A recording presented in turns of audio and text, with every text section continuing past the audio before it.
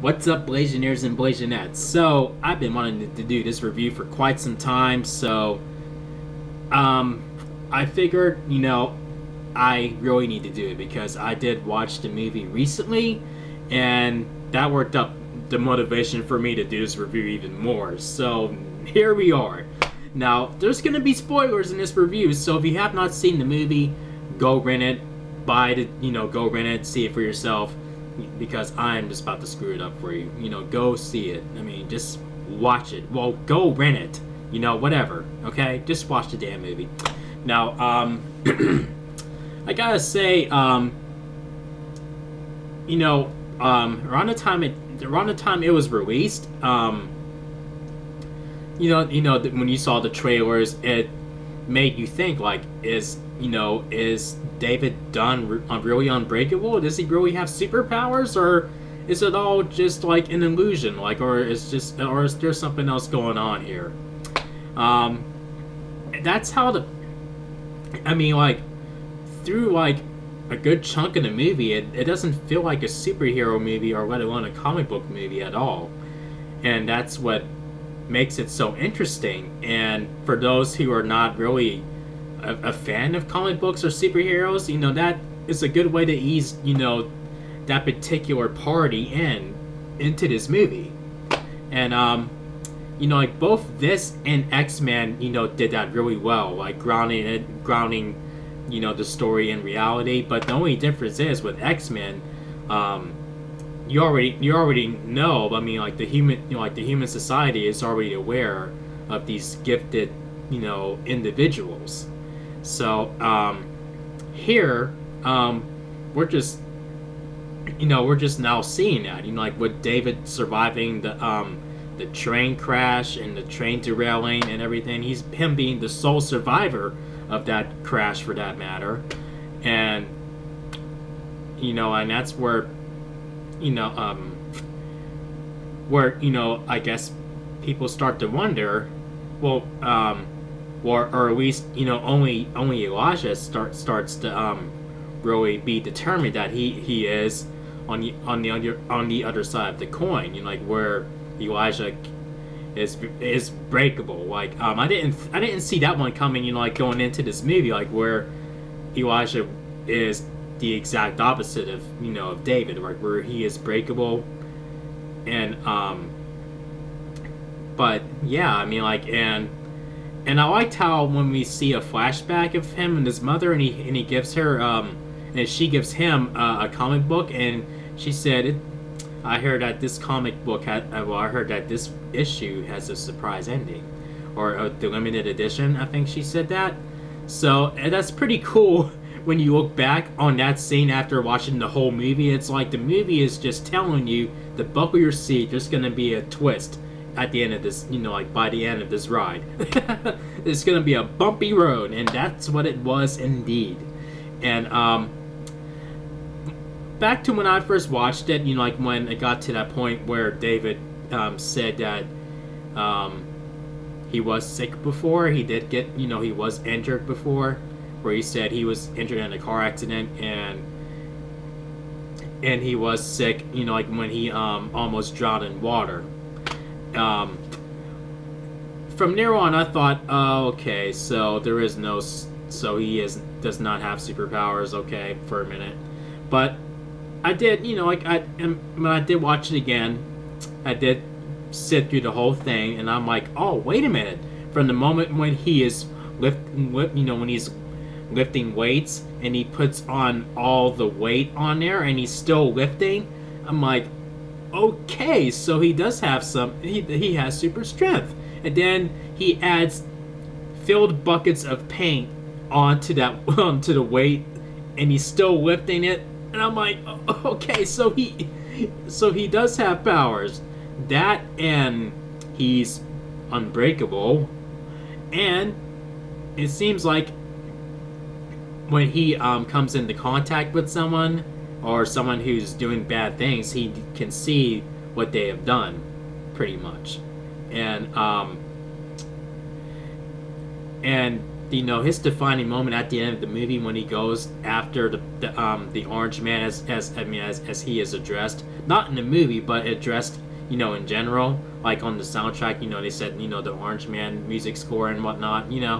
When he follows him, like back to where he's holding all, like these, what, 3 girls or whatever, and then, man, that is a powerful scene, like where he is embracing his destiny pretty much. And with Elijah, you you think like, okay, like like with that whole twist ending, like with him being the one that orchestrated that with the train, derailing, that is a hell of a twist right there. Like this guy is trying to help David embrace his destiny. He's trying to, he's trying to help him become a hero, and then this happens. He goes through extreme measures to make that happen, and just to find him, and it's ridiculous. And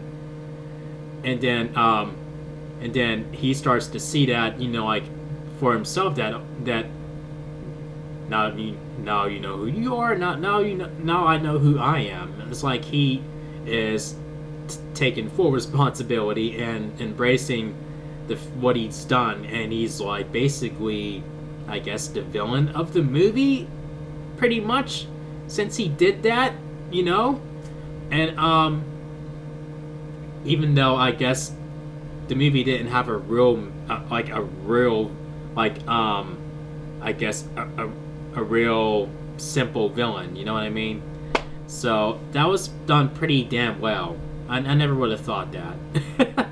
And so that was M Night Shyamalan's best movie twist. His worst movie twist was The Village, in my opinion. That twist sucked big time. but yeah, I mean, I liked how he did not cop, sort of like cop us out with Unbreakable with David, by thinking, oh, he survived a train crash, so he is gifted, and then it turns out he's not. I'm glad that was not the case. So this was, this movie deserves more credit than what it got. And the more I watch it, the more I want a sequel to happen. And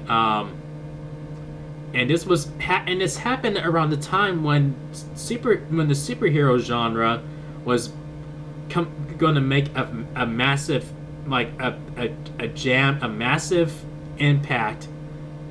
It's going to make an awesome comeback. That's what I'll say. An awesome, epic, huge comeback. So like when you see that, and you can look like being a comic book fan like me, you can go back and look at it, and then you appreciate it a lot more. I sure did.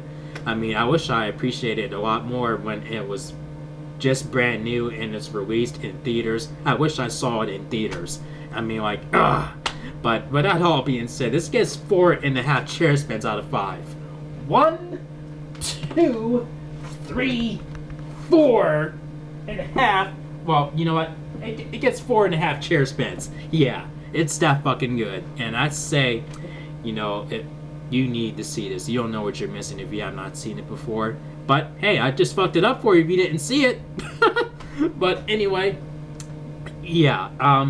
I think this is Bruce Willis's best, I guess best performance, best portrayal, like best movie role, I would say. I know a lot of people would say John McClane. I mean, hey, he was an awesome character, but David Dunn, I loved how he portrayed him, and I guess I'm being obviously biased, but still, and also and then we see the flashback with, him in his car accident with his wife when they were, just a young couple, in college, and we see that he was not injured in that accident. She was, and then he saved her, and he ripped the door off, and he got her out of the car, and he's just reliving that, and and he really didn't have to, quit his football team. He didn't have to quit football, but I can understand, I mean, I can understand, I guess why he did it. And I think that's awesome how he shares that secret with his son. That's the only other person he really shares it with, other than with Elijah. And but and I like how he doesn't seem like a superhero. Like when we're introduced to him, he has problems. Like his marriage is basically he's having problems in his marriage and whatnot, and takes off the ring when he sees a pretty girl on the train, talking to her for a minute, and all that stuff, but I mean, yeah, I mean, I loved how the movie how it was marketed, like where it made you think, like, does he have powers, or what's going on here? And even after watching the whole thing, it still doesn't feel like a comic book movie. The only time it really does feel like that is when Elijah is reading comics and talking about comic books and the mythologies and and everything like that. That's the only time it really feels like it. Any other time, it really doesn't. Even when David uses his powers, when he's using his super strength to lift the weight, or when he goes and saves the girl and stop the orange man, still, I mean, those were powerful scenes. But the only time it really felt like a comic book world is when we're sitting with Elijah and he's basically given his whole comic book philosophy. You know what I mean? So, yeah. For a while, I'm like, why didn't this movie get a sequel? They have a good thing going here. They should continue the story. And recently, some hope has been given to that wish. So I will get to that. If you're tuning in with me, I will get to that in another video in the nearest future. So keep on the lookout for that. That's all I'm gonna say.